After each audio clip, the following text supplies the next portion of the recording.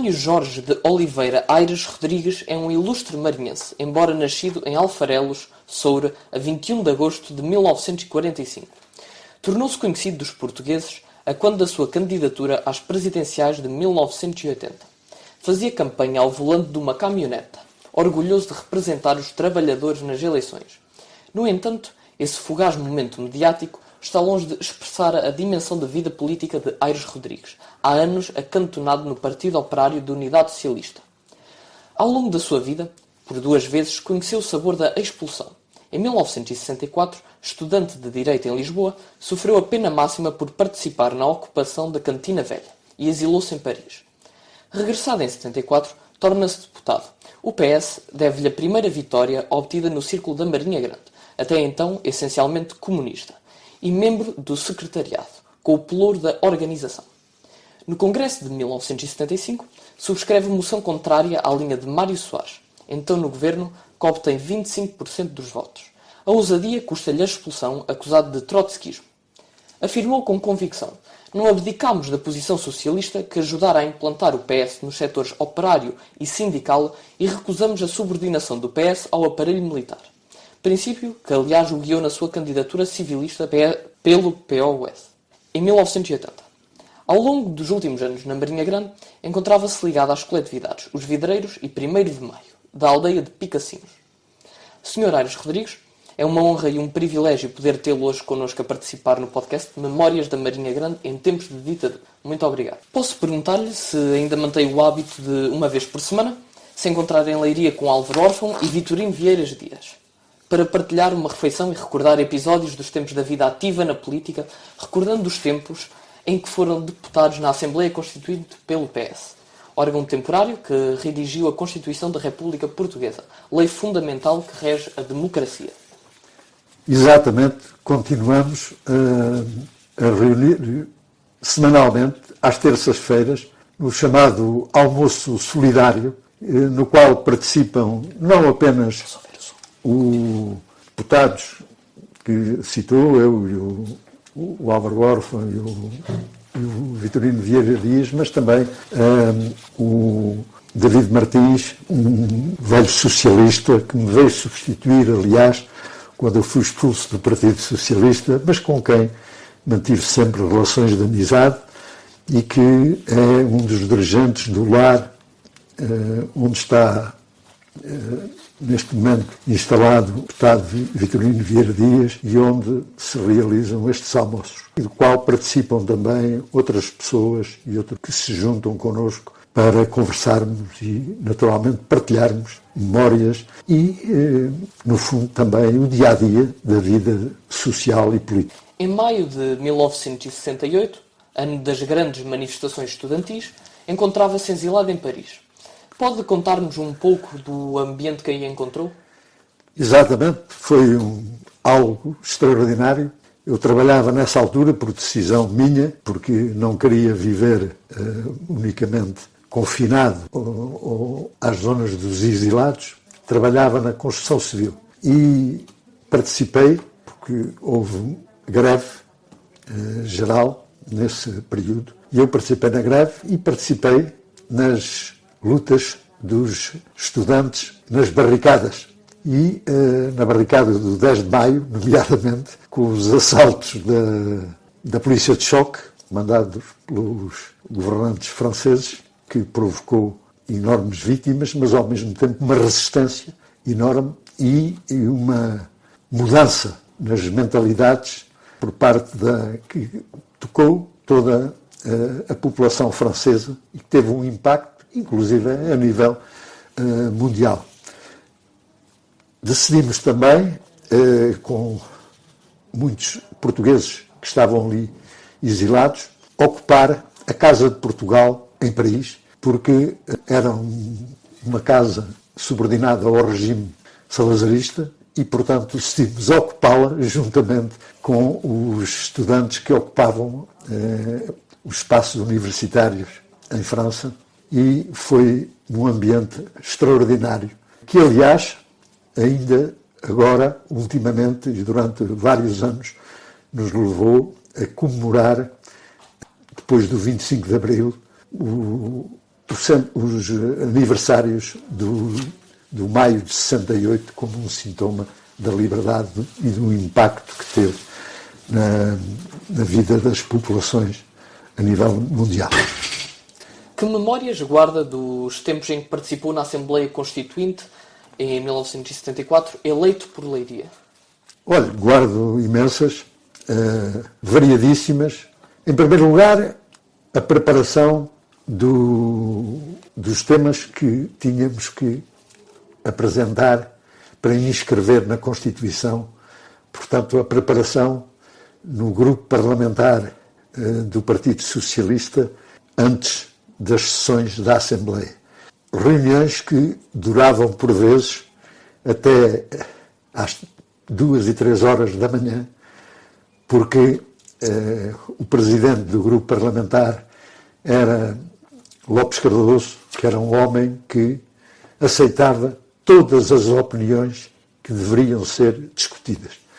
E, portanto, a discussão sobre a saúde, a educação, a segurança social, as leis do trabalho, as comissões de trabalhadores, em que eu tinha uma experiência particular, dado o trabalho que aqui desenvolvi na redação, por exemplo, dos estatutos, muitas delas que ajudei aqui a escrever e a eleger, a propor candidatos para serem eleitos nas empresas, eram debates e reuniões extraordinárias, que depois permitiam que no plenário nós defendêssemos aquilo que queríamos ver inscrito na Assembleia, na Constituição. Queríamos ver inscrito na Constituição. Isso é extraordinário. Por outro lado, também tenho memórias e recordações do que eram os períodos antes da ordem do dia, que eram verdadeiros locais de debate político, porque eram um período de mobilizações, o chamado período revolucionário, e exatamente eram abordados pelos diferentes partidos no período de antes da ordem do dia os temas fraturantes naquele período.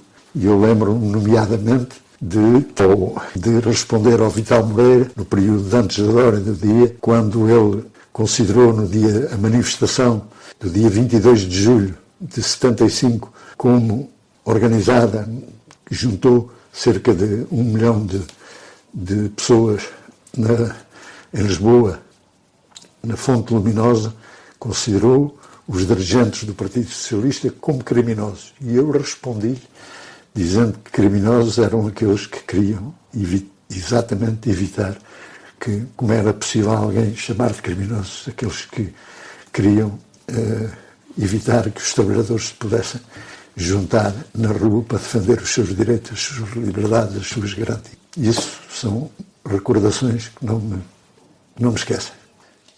Como recorda o ano de 1977, quando se dá a ruptura com a Comissão Política de Mário Soares e acabou por ser expulso do PS, passando à condição de deputado independente? Foi um ano duro, custou-me pessoalmente e marcou-me pessoalmente bastante, mas considero que era o meu dever e não tenho qualquer arrependimento. Devo dizer que foi o único dia em que tive, antes de votar, tive fortes dores de cabeça, coisa que eu não tenho habitualmente. Simplesmente entendi que era o meu dever, de acordo com a minha consciência e os meus princípios, ter de votar contra aquilo que considerava que foi imposto ao Partido Socialista e aceito por Mário Soares e pela direção, o primeiro plano do FMI em Portugal. No seguimento dessa ruptura, acaba por fundar o Partido Operário de Unidade Socialista, conjuntamente com Carmelinda Pereira. Podemos dizer que há males que vêm por bem? Penso que não é exatamente o termo. Eu penso que o que seria bom era que não tivesse acontecido essa situação e que a ruptura tivesse operado de outra maneira e não da forma que se operou. Porque eu penso que havia muitos outros deputados socialistas que não estavam de acordo com o orçamento que tiveram que votar e que o votaram constrangidos.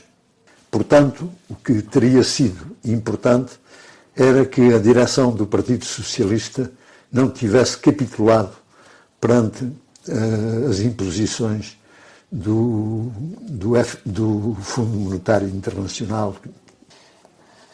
Considera que Portugal seguiu o melhor caminho nos últimos 50 anos, politicamente falando? Não. Considero que Portugal, quer dizer, as instituições representam os governos que têm estado à frente do país, ao contrário, todos eles escolheram o pior caminho. Escolheram o caminho da adaptação ao imperialismo mais forte, o imperialismo americano, e às suas instituições. Na minha opinião, a União Europeia é uma instituição que, contrariamente, e hoje estamos contrariamente àquilo que nos foi apresentado quando foi constituído, não foi uma instituição de paz e união para os povos, ao contrário, é um instrumento ao serviço dos interesses do imperialismo americano. Hoje estamos a vê-lo em relação à guerra e à subordinação que o imperialismo americano obriga a todos os governos da União Europeia.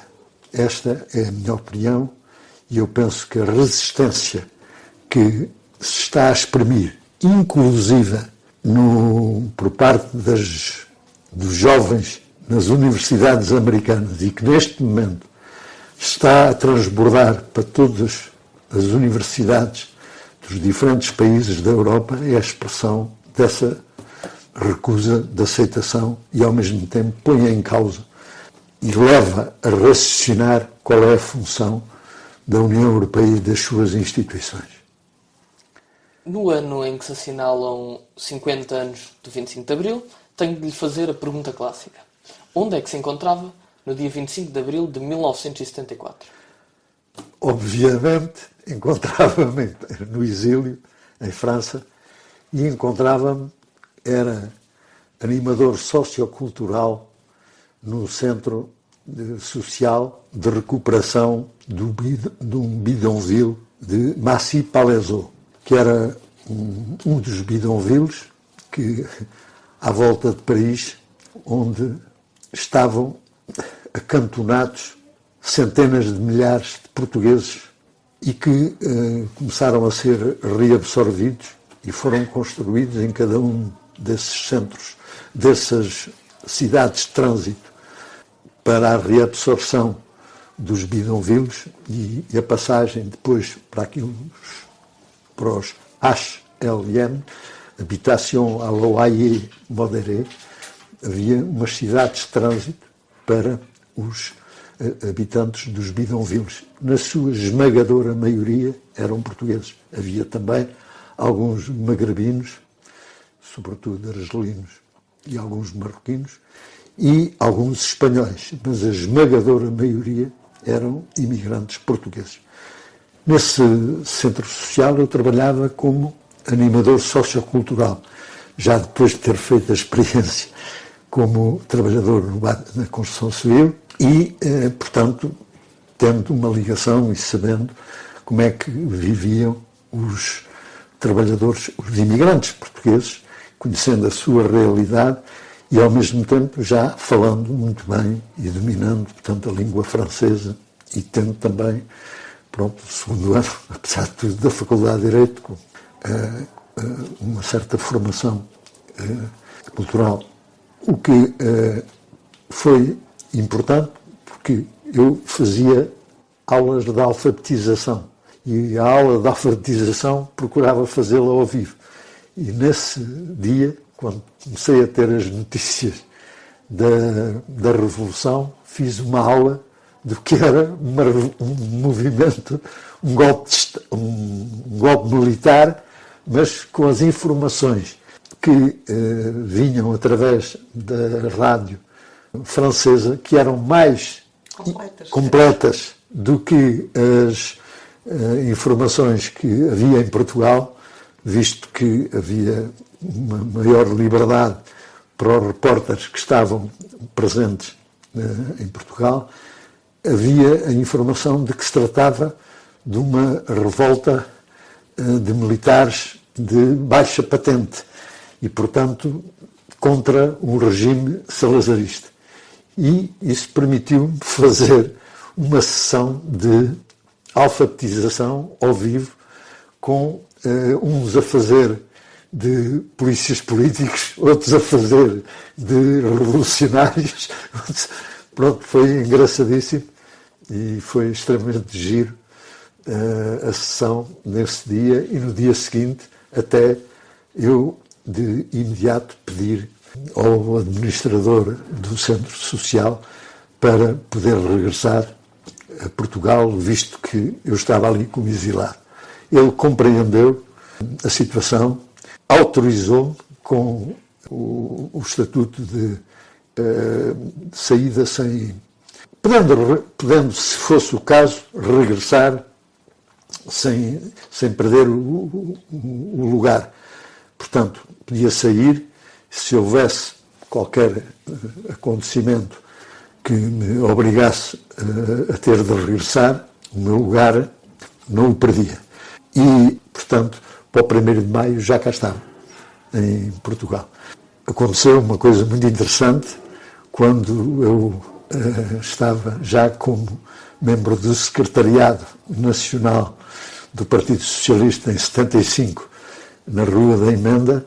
Este administrador do Centro Social, M. Pertus, veio-nos visitar à sede do Partido Socialista, visitar a Revolução dos Cravos e visitar-me e dar-me os parabéns pelos cravos. Olhando para o passado, quais são as grandes conquistas que considera que Portugal alcançou com a Revolução de Abril? Olha, em primeiro lugar, eu penso que a primeira das grandes conquistas foi o fim da Guerra Colonial, que era algo que tinha posto fim à vida de milhares e milhares de jovens de um e do outro lado da barricada. Portanto, não era só em Portugal, era nas colónias, massacrados completamente. Por outro lado, destroçou famílias inteiras. As mulheres, as mães, os pais, que completamente era uma angústia. E era uma angústia para um jovem que, aos 15 anos, uma guerra que durou 13 anos, aos 15 anos, o pânico de qual vai ser o meu futuro. Porque todos eram recrutados para a guerra. Até os cegos, os coxos, todos eram recrutados, salvo aqueles que podiam ter uma cunha muito especial de alguém muito ligado ao regime. Fora disso, e mesmo assim, eram recrutados, podiam era ficar num lugar sem terem que ir diretamente para o combate. Mas a maioria tinham que ir para o combate para serem ou mortos ou estropiados. Essa foi outras conquistas, foram as conquistas, as liberdades democráticas e os direitos sociais. O direito à saúde, o direito à educação, como direitos universais e gratuitos. E é isso que está inscrito na Constituição inicial. Direito universal e gratuito.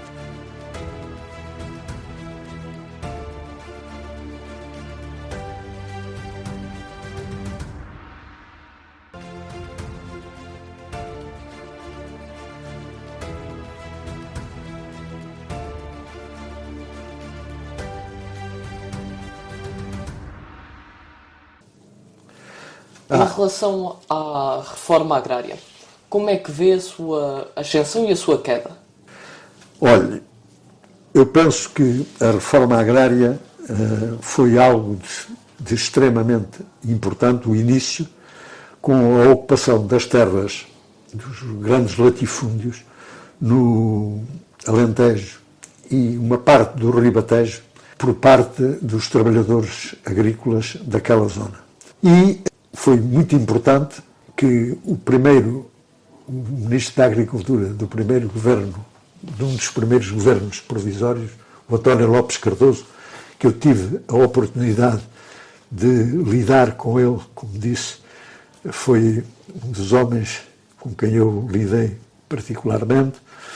Quando fui para Lisboa, recrutado para o secretariado, foi para a casa dele que fui viver, antes de ter arranjar casa em Lisboa, e tive a oportunidade de visitar algumas das herdades confiscadas pelo Estado, uma delas a herdade da Comporta, que era algo de um luxo incrível, e ao mesmo tempo as condições em que os trabalhadores dessa herdade viviam eram do tempo medieval. O facto de, a seguir, a direção do PS ter igualmente capitulado, como já disse anteriormente, em relação às imposições do FMI, em relação ao Orçamento do Estado, capitulou igualmente sobre a questão das ocupações e da confiscação de terras no Alentejo e no Ribatejo. E designou, afastando o Ministro da Agricultura, Lopes Cardoso, e designando um outro Ministro, António Barreto, que elaborou a chamada Lei Barreto, que começou a desmantelar e a reverter as decisões que tinham sido tomadas e avançadas por Lopes Cardoso. Foi a partir daí o desmantelamento progressivo dessa conquista, que era uma das conquistas muito importantes e que permitiria ter também dado uma reviravolta em termos da agricultura em Portugal. Muito obrigado pela sua colaboração, foi sem dúvida uma oportunidade única. Eu é que quero agradecer a vossa iniciativa, porque penso que é uma contribuição extremamente importante para que as gerações mais novas possam conhecer a realidade do que foi antes e o que foi o 25 de Abril, e de uma forma viva e não da forma que a comunicação social oficial a faz passar. Muito obrigado por isso.